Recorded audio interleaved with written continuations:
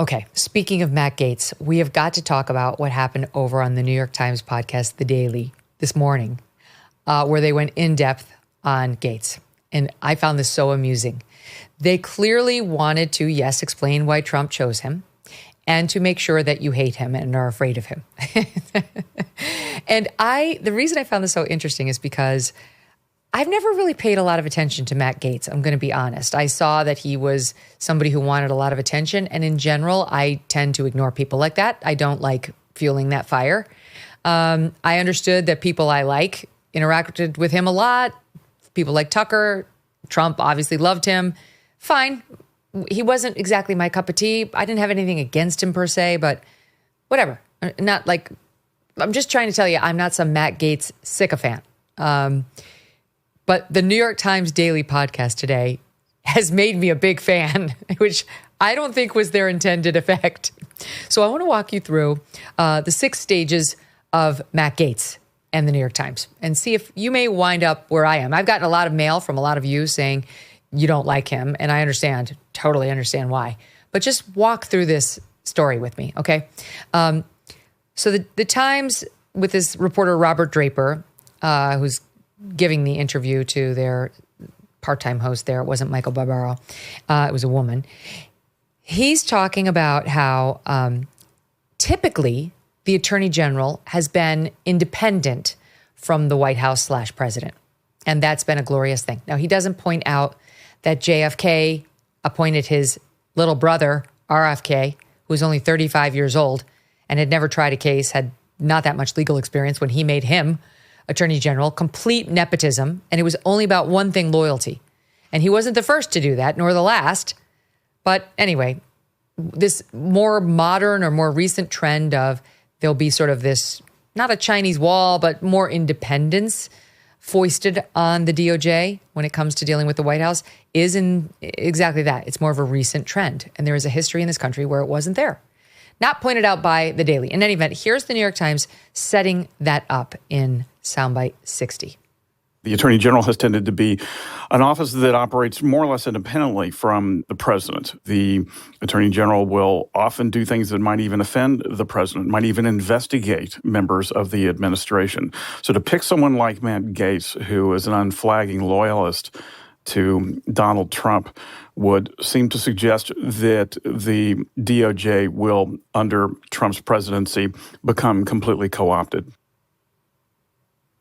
Good. Great. We're off to a good start. I mean, he talks about how sometimes they'll investigate the sitting president. We know. That's why he's choosing Matt Gaetz.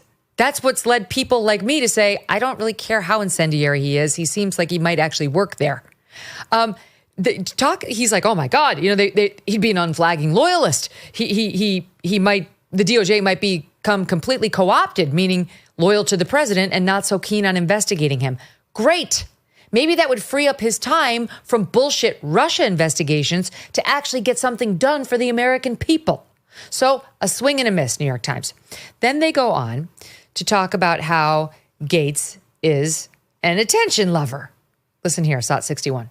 Almost from the beginning of Trump's presidency. Joining us now, Florida Congressman Matt Gaetz. Republican Congressman Matt Gaetz. Congressman Matt Gaetz. And Congressman Matt Gaetz represents the state of Florida, and he joins us tonight. Congressman, thanks a lot for coming on. Matt Gaetz was on every conservative outlet praising everything that Trump did. I support this travel ban because I think it will enhance the security of Americans. From the Muslim ban. The foundation for Obamacare is crumbling, and that means we might be able to actually start on health care worthy of the great people in this country. To his attempts to repeal and replace Obamacare. I think if you just look at the bias on the Mueller team, these are not people in search of the truth. They are people in search of an impeachment charge. Great. Once again, you're really selling me. Go on. I didn't actually know some of that because, like I say, I haven't paid that much attention to Matt Gaetz. But talking about how he praised Trump universally, what was happening during the 4 years of Trump's presidency? Remind me again in the media. Was it usual to find somebody out there who would defend Trump regularly and religiously in the case of Matt Gaetz? I don't remember that. No, I think the vast, vast majority of the Trump coverage was extremely negative. and extremely wrong and openly dishonest. So good for Matt Gaetz for being one of the sole people to go out there and continue swinging on behalf of the former president. Well, he was then the current president, and then they continued it during the Biden presidency once he decided he would run again. He defended the travel ban. Good. He was right on that. He defended the problems that the Republicans were pointing out on Obamacare when they were pushing to repeal and replace. Great. They wound up ceding that fight, which many of us had a problem with because Obamacare was uniquely unpopular. But I have no problem with the guy defending the criticism of it.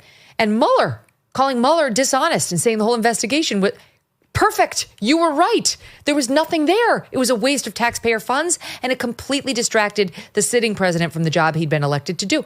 More stuff Matt Gaetz was right on. Like, I'm being reeled in. Okay, then the Daily brings up one of Matt Gaetz's more infamous moments, where on Capitol Hill, they were going to have some meeting in a closed-door basement room relating to the first impeachment of Donald Trump. Don't forget, that was not the Russia investigation. The Russia shit was all about Robert Mueller and whether he was a Russian asset and all the lies about the server at Trump Tower and Don Jr.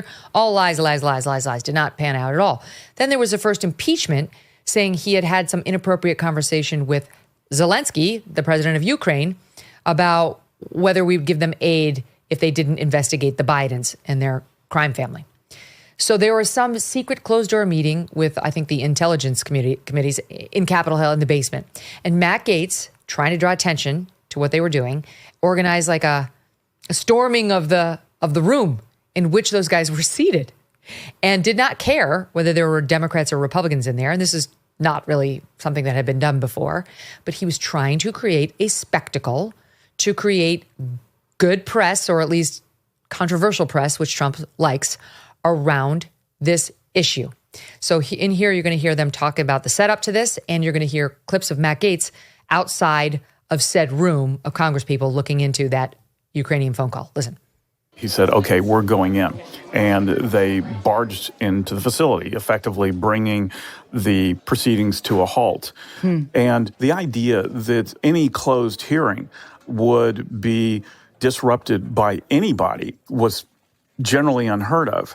But for an actual legislator, an actual member of Congress, to storm in and start making accusations that this was some sort of deep state undertaking where they were hatching up damning testimony from scratch was without precedent.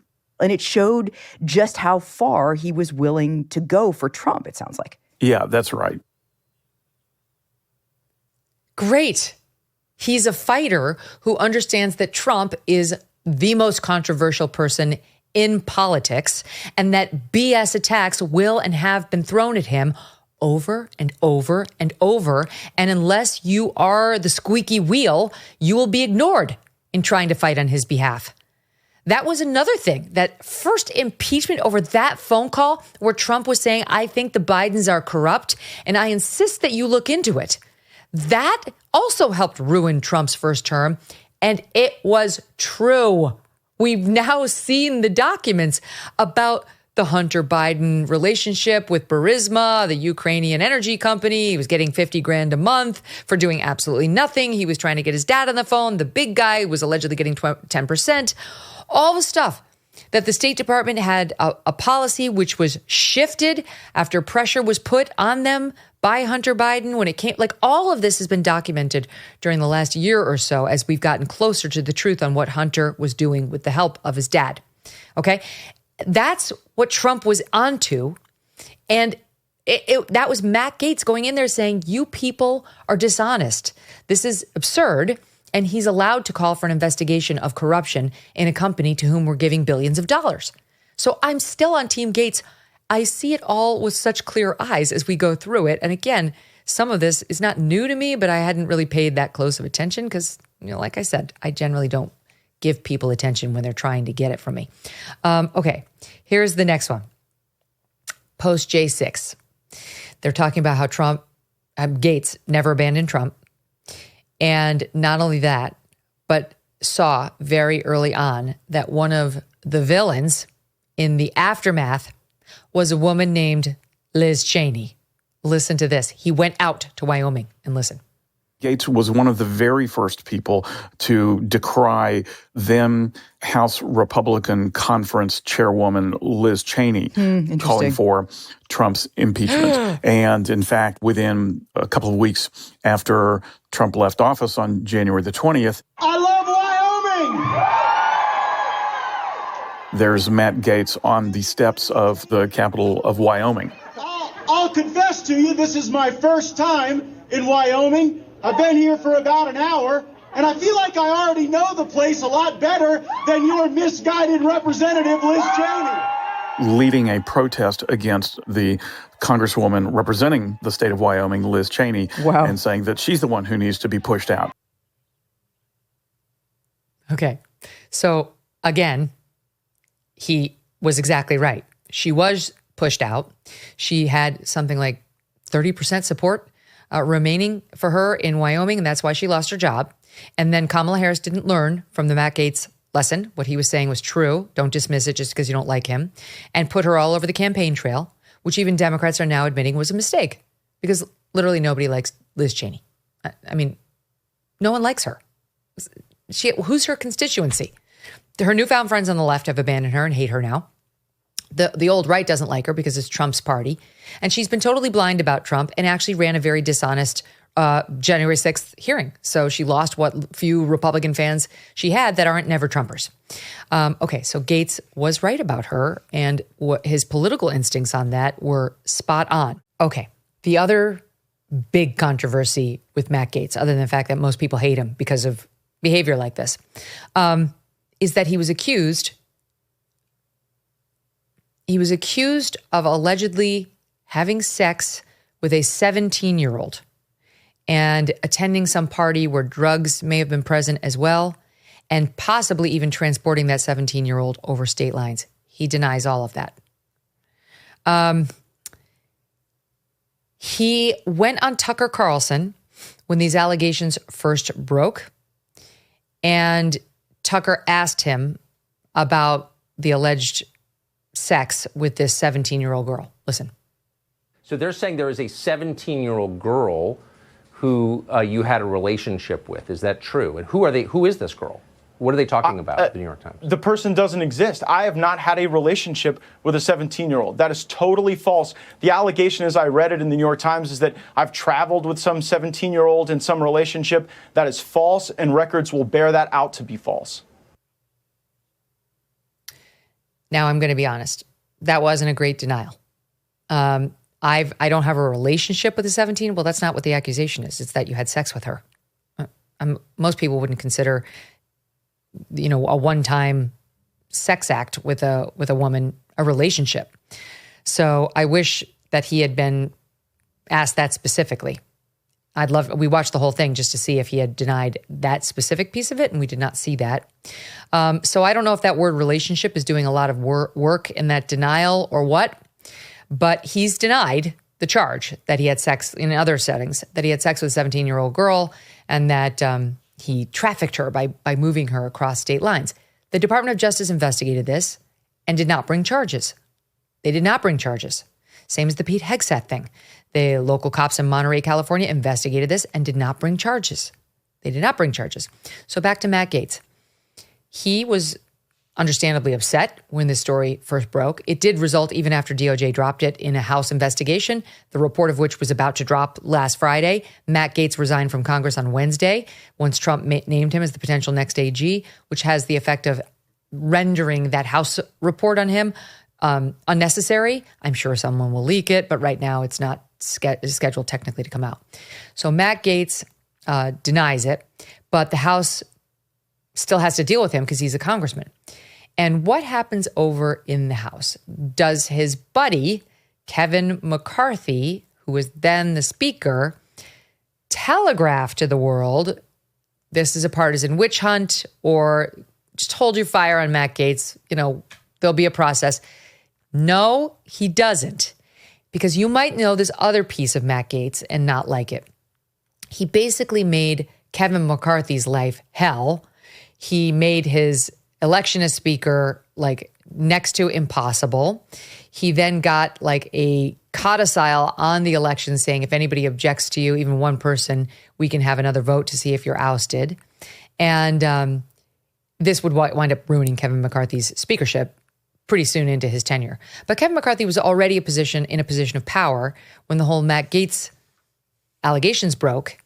And here is what happened. Listen to this next shot from the Daily 64.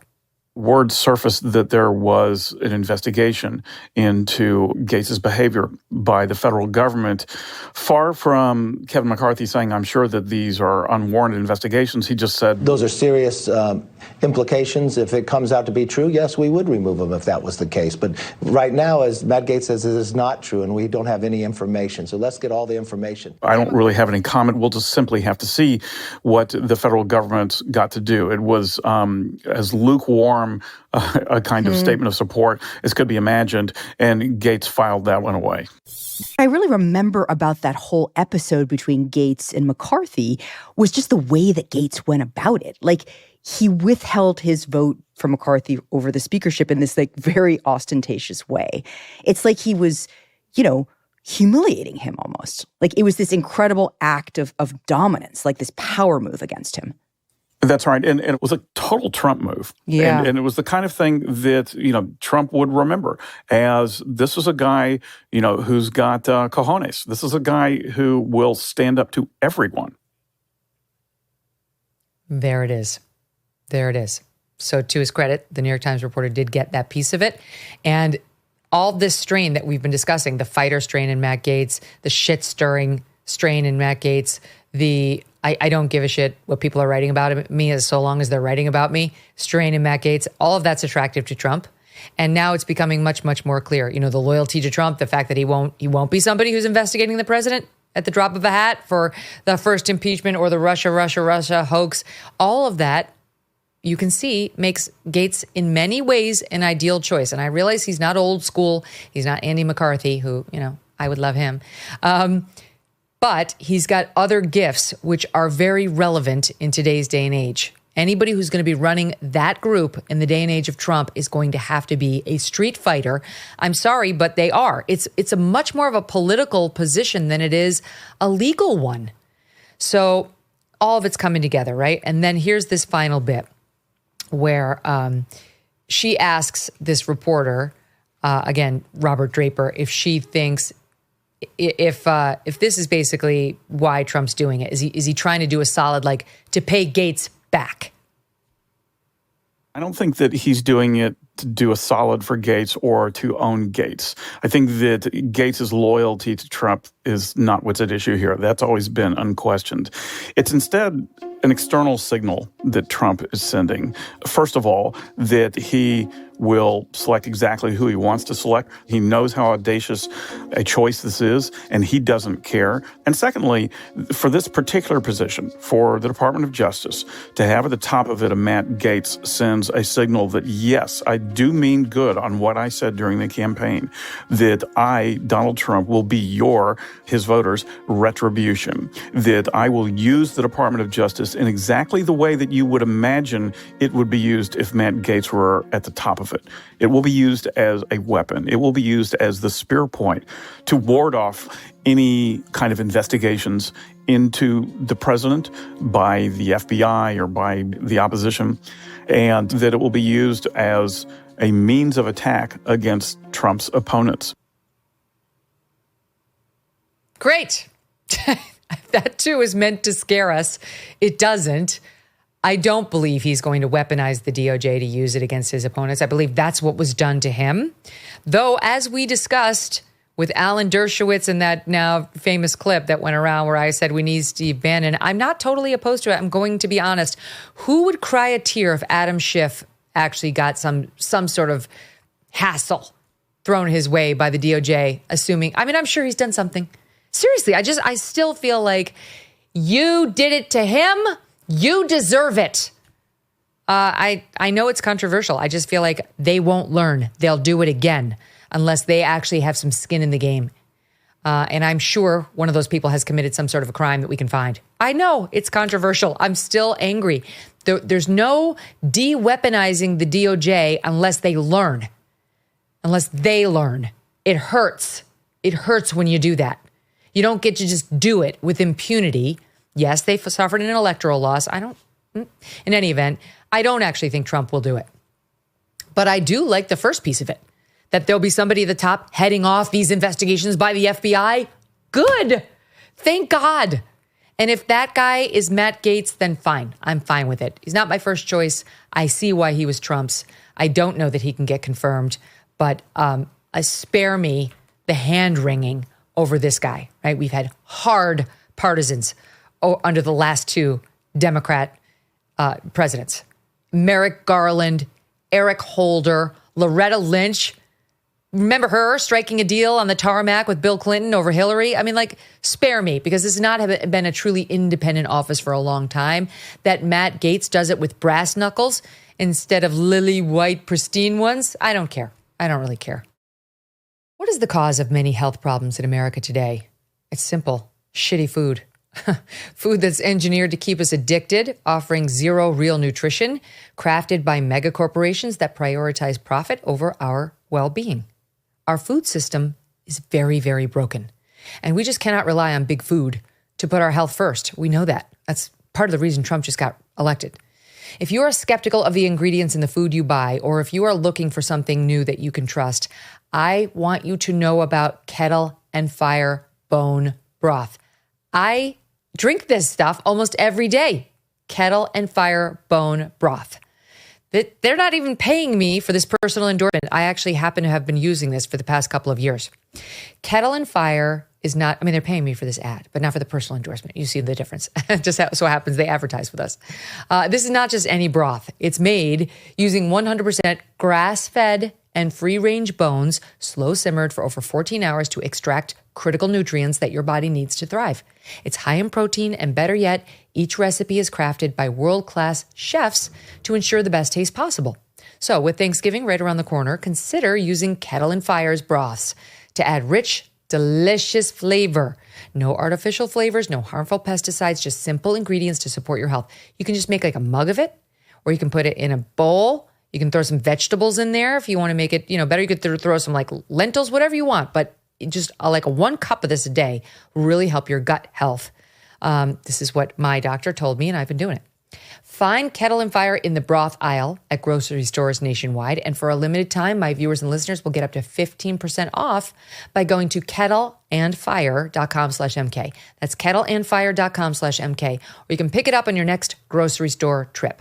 Kettle, Kettle, and Fire. Play with your food, folks, not your health.